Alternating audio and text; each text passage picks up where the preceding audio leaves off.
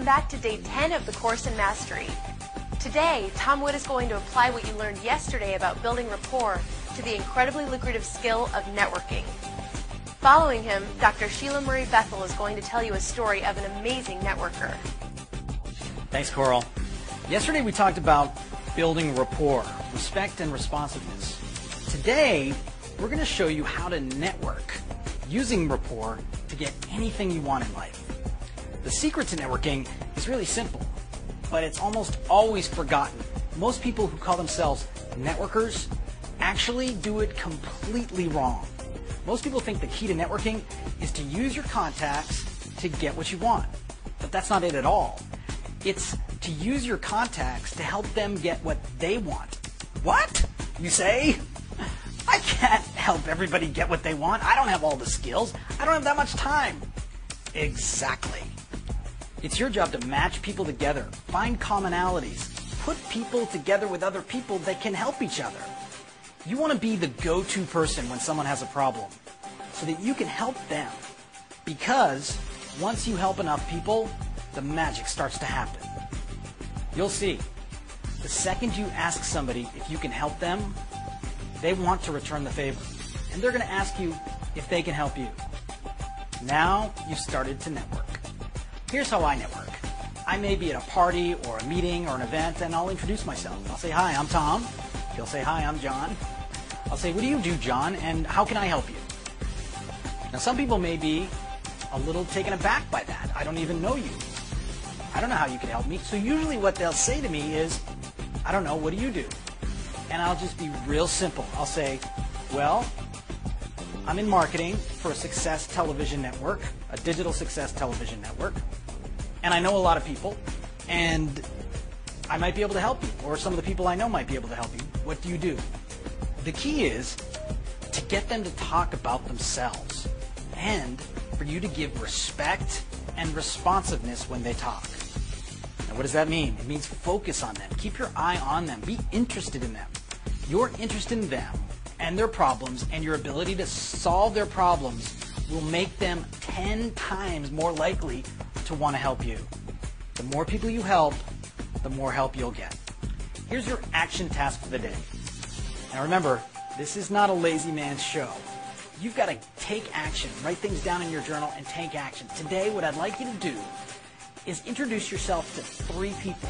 And when you introduce yourself, I'd like you to say, hi, my name's Tom, or your name, and then ask them, what do you do, and how can I help you?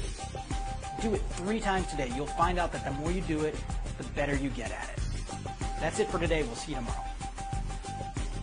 Dr. Sheila Marie Bethel holds a PhD in communications and is the best-selling author of Making a Difference, 12 Qualities That Make You a Leader.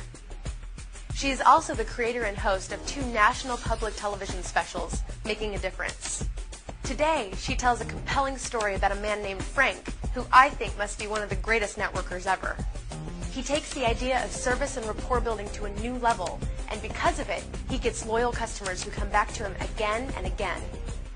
And judging by her story, she was more than willing to recommend Frank's services to others. Let's hear what she has to say. I lived in San Francisco for many years. We just moved a couple of years ago. And when I lived in San Francisco, Bill and I lived right downtown in the city. And we had a wonderful flat up on the 3rd story, had a beautiful view of the bay. It was just lovely. And the only problem is, as you know, how many have been to San Francisco? Oh, well, yeah, almost everybody here. Well, in San Francisco, everything is built up, not out, because there's no room for any more land. So it's very expensive. So everything is high. Well, one of the problems is when I would be going off to give a speech or do something out of town, I would call a cab, and the cab drivers would have to come and pull up in the driveway downstairs, and then they would look up and see where our flat was, which was 56 steps from the street, and they were not coming up. They would just sit and honk the horn, and I'd have to drag my bags down. I got up early one morning. I was going cross country, and I called, and they said, okay, be there in just a few minutes. And I knew that would be about a half an hour. Well, 5 minutes, the front doorbell rang. And I said to Bill, I said, sweetheart, who could be here so early, for heaven's sakes? And I went to the front door at the top of those 56 steps. I opened the door. There's a man standing there. I was surprised to see anybody there. And I want to describe him to you. Do you remember when the men used to like to wear what we called polyester leisure suits? Big, fat, wide tie, too short, couldn't tuck in his trousers, an Irish cap, and a smile from ear to ear. And he says, "Good morning, I'm here to take you to the airport." I said, "You're my cab driver?" He said, "I am indeed." He said, "Do you have any bags this morning?" I said, "Really?" He said, "Yes." So I gave him the bags. Down he went. Now I went down as quick as I could to follow this nice man. And he saw me coming right behind him. He rushes over. He opens the back door. I get in. He closes the door. And on the back seat next to me are 3 morning newspapers neatly lined up. It was great. I thought, wow, this is wonderful. He gets in, closes the door, puts his arm over the back seat, and with a big smile on his face, he said, "It's so nice to have you with me this morning." I was so shocked, I almost said, "It's nice to be had."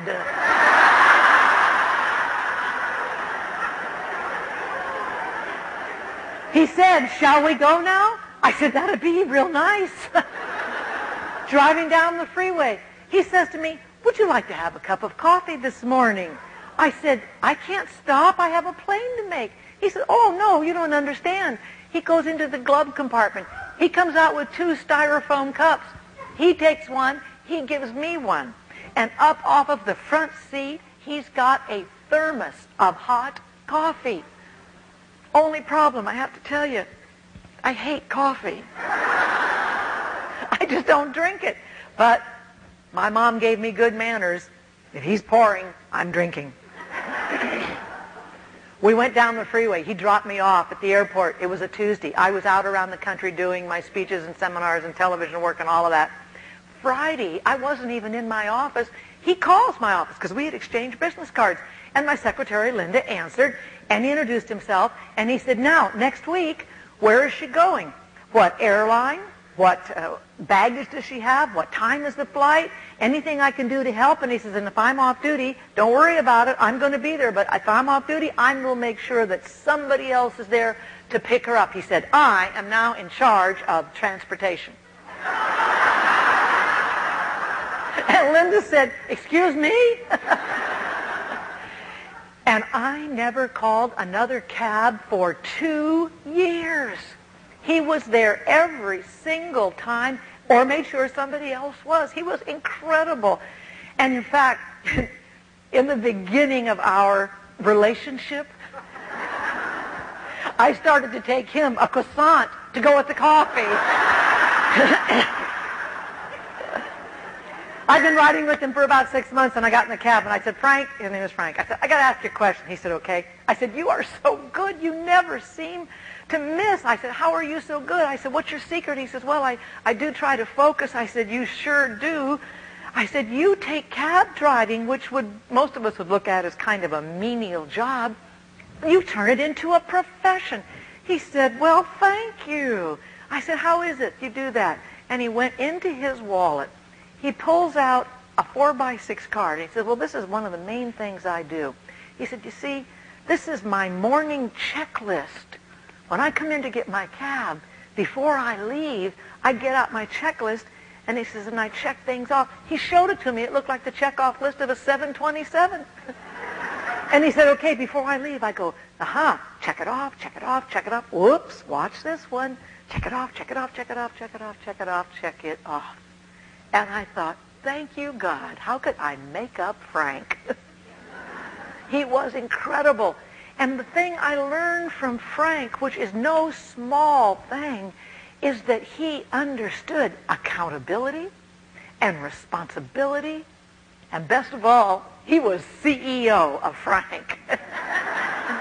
And don't we all want to be CEO of us? Ladies and gentlemen, take a card. Focus. Write down what makes you a pro at what you do. Write down what makes you good at what you do so you can focus, focus, focus. Can you imagine the success and relationships you would create if you applied the same principles that Frank did to his job to your networking skills? Amazing. Tomorrow, Tom Wood is going to take communication to the next level, and he's got a plan of action to back it up. Come back and learn how to get people excited about what you're doing. Follow your lead and take action with you. We'll see you tomorrow.